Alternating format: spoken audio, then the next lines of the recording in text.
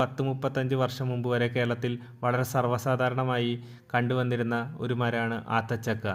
ഇത് പല പേരുകളിലാണ് ഈ മരം കേരളത്തിൽ അങ്ങോളം ഇങ്ങോളം അറിയപ്പെട്ടുകൊണ്ടിരിക്കുന്നത്. ഞങ്ങൾ തൃശ്ശൂരിൽ ഇതിനെ രാമപ്പഴം എന്നാണ് അറിയപ്പെടുന്നത്. സത്യം പറഞ്ഞാൽ ഇതിന് ആത്തച്ചക്ക എന്നൊരു പേര് ഉള്ള കാര്യം മനസ്സിലാക്കുന്നത് കുറേ വൈകിയാണ്. ആത്തച്ചക്ക എന്ത് പേരിലാണ് നിങ്ങളുടെ നാട്ടിൽ അറിയപ്പെടുന്നത് എന്ന് ഒന്ന് ഈ വീഡിയോയുടെ കമൻറ്റ് ബോക്സിൽ ഒന്ന് കമൻറ്റ് ചെയ്യാൻ മറക്കരുത്.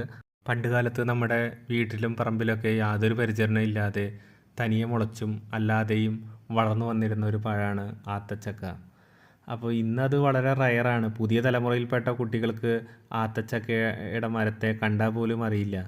എന്തായാലും ഞാൻ എൻ്റെ ഈ പറമ്പിൽ ഒരു ആത്തച്ചക്കയുടെ മരമുണ്ട്, കണ്ടോ, ഇതിൽ നിറയെ ആത്തച്ചക്ക ഉണ്ടാവുന്നുണ്ട്. അപ്പോൾ ഞാൻ അതിലത്തെ ഒരു ആത്തച്ചക്ക ഇപ്പോൾ പറിച്ചെടുത്തുകൊണ്ടിരിക്കുകയാണ്.